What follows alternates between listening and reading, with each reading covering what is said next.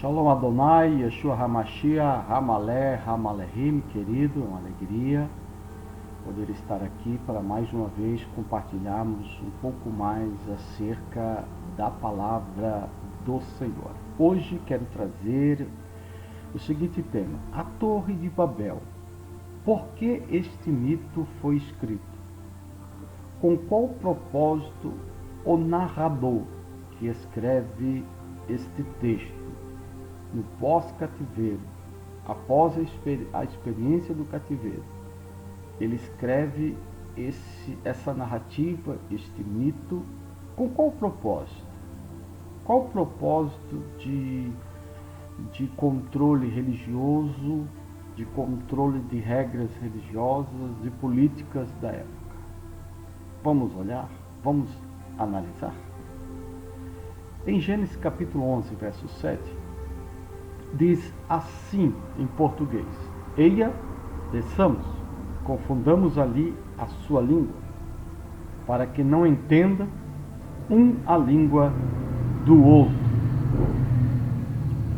Havá neredá venavelá shami nefatan ashelor ishmeu ishisefati re'eru.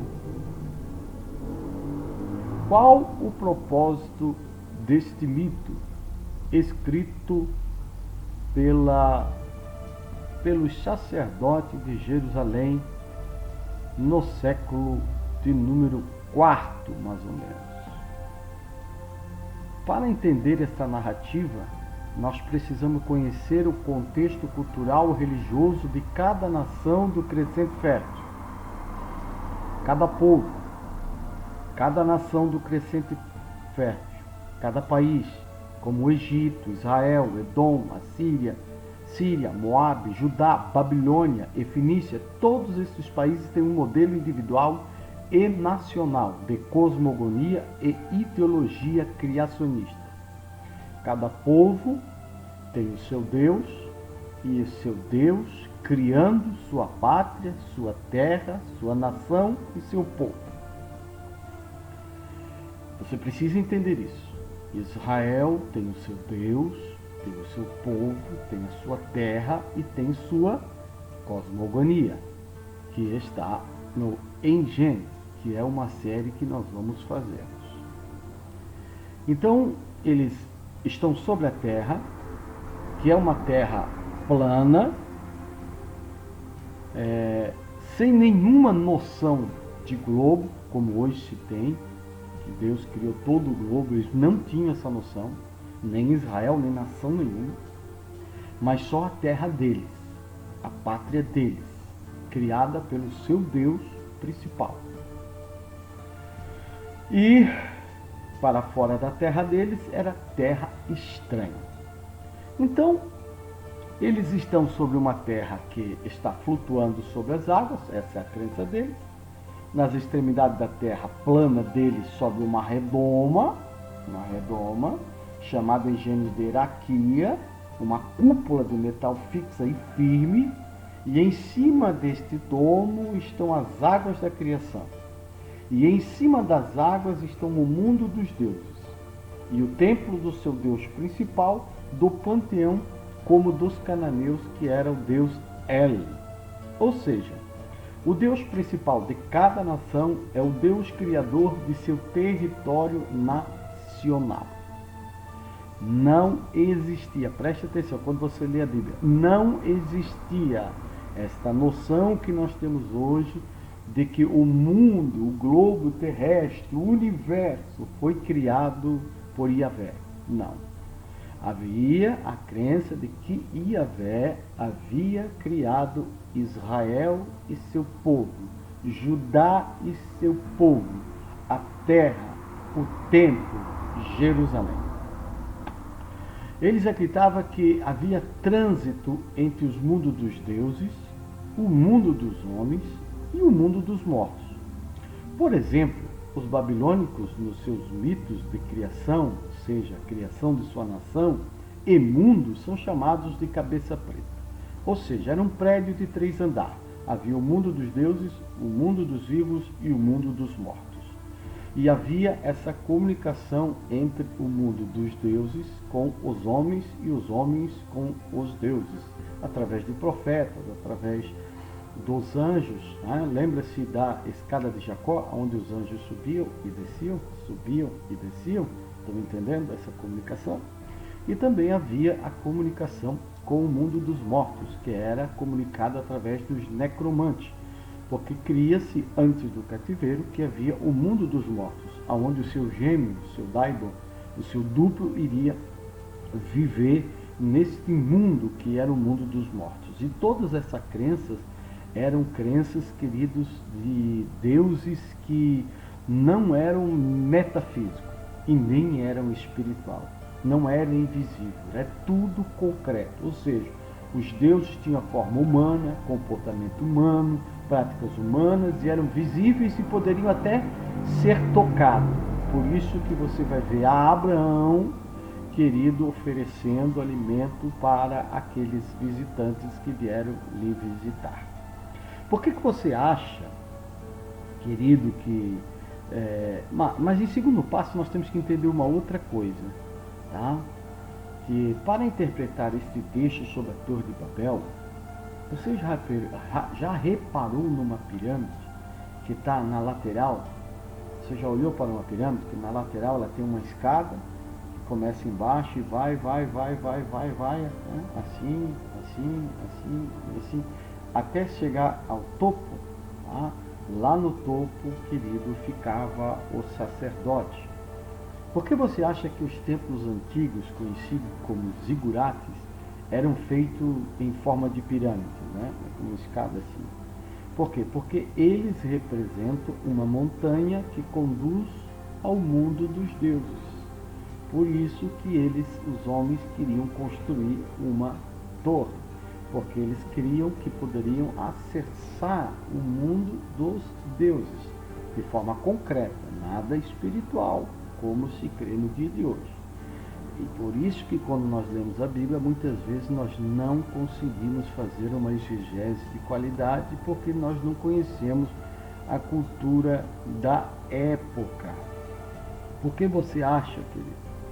E nós vemos que essas escadas que levam o homem aos deuses e trazem os deuses aos homens, homem aqui, nós estamos falando do povo daquele país. Então, quando os judeus, ou seja, a elite, foram para a Babilônia e viram aqueles mega zigurates da Babilônia, esses zigurates eram templos babilônicos em forma de escadas gigantescos e colossais.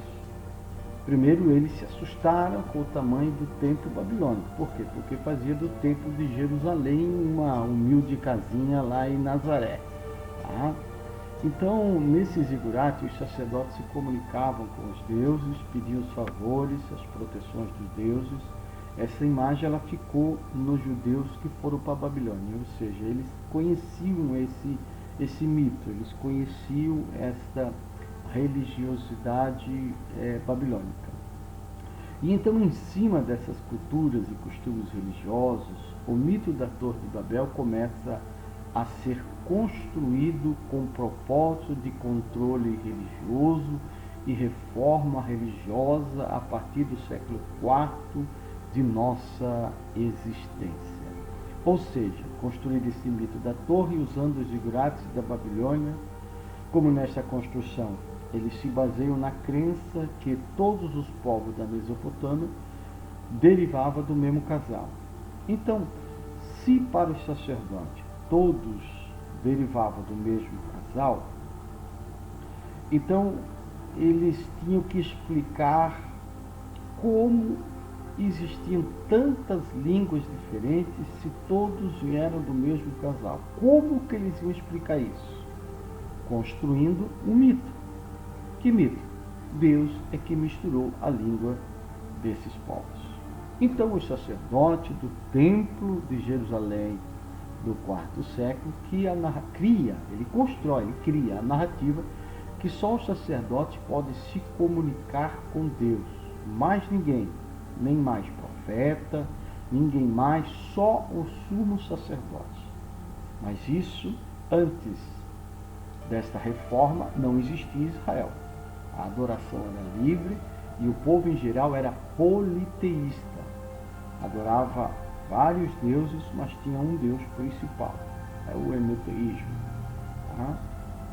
Logo, mas a Israel, Judá, praticamente eles eram 99% politeístas.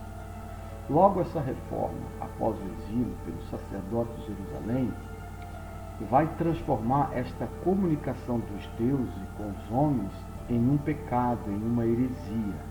Ou seja, Deus não quer mais falar com os homens, Deus só fala com o seu queridinho, o seu santificadinho, que é o sumo sacerdote. Essa ideia está bem ilustrada em Êxodo, quando Moisés sobe ao monte sozinho para receber as tábuas da lei de Deus e diz: se o povo subir, eu vou matar todo mundo.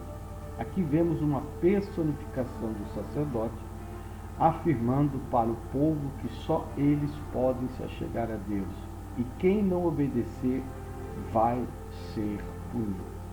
Aqui nós vemos uma narrativa para diminuir a força do ministério profético e exaltar o ministério sacerdotal, porque os sacerdotes de Jerusalém eles acabam com o ministério profético, eles destroem esse ministério, sendo o ministério de homens ou de profetisas. Por isso a narrativa de Miriam, que fica leprosa, também já é, querido, uma narrativa manipuladora, controladora, para mudar esta crença em que agora só os sacerdotes podem se comunicar com Deus e o ministério dos profetas vai sim sendo sangrado, diminuído até chegar ao fim, até se acabar com o ministério profético.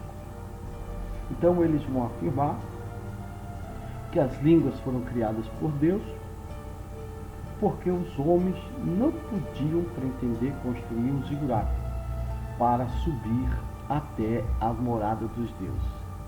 Então, como Deus não quer falar com os homens, mas só com o cheirosinho, o santificadinho do sacerdote, então Deus destrói a torre deles e confunde a língua deles para que eles não se unam neste propósito.